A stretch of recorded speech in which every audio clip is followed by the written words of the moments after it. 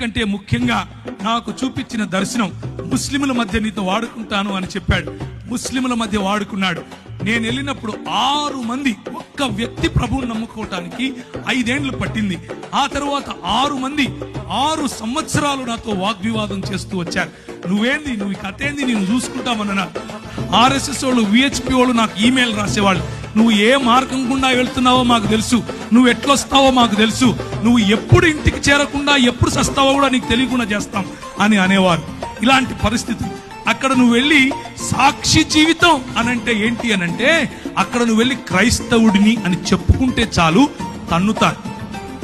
క్రైస్తవుడిని అని చెప్పుకుంటే చాలు చెప్పుతో కొడతారు.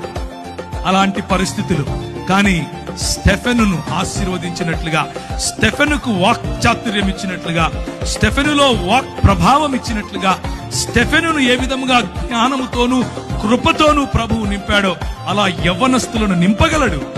ఒక్క విధేయత అన్నటువంటి అడుగు తీస్తే చాలు. నా జీవితం ఆ రోజు పరిశుద్ధాత్ముని యొక్క తాకిడితో మారిపోయింది. పరిశుద్ధాత్ముడు నా జీవితంలో తెలియని అగ్నిని రగిలింపజేశాడు. పరిశుద్ధాత్ముడు నా జీవితంలో ఇచ్చిన ఛాలెంజెస్.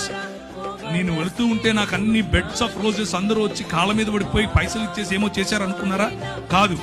అడుగడుగు నా ఛాలెంజెస్, అడుగడుగు నా బలహీనతలు, అడుగడుగు నా తెలియనటువంటి నేను ఎలా చేయాలి ఇప్పుడు అన్నటువంటి పరిస్థితి. కానీ ప్రభువు నమ్మకస్తుడు. ప్రభువు మనల్ని విడిచిపెట్టాడు.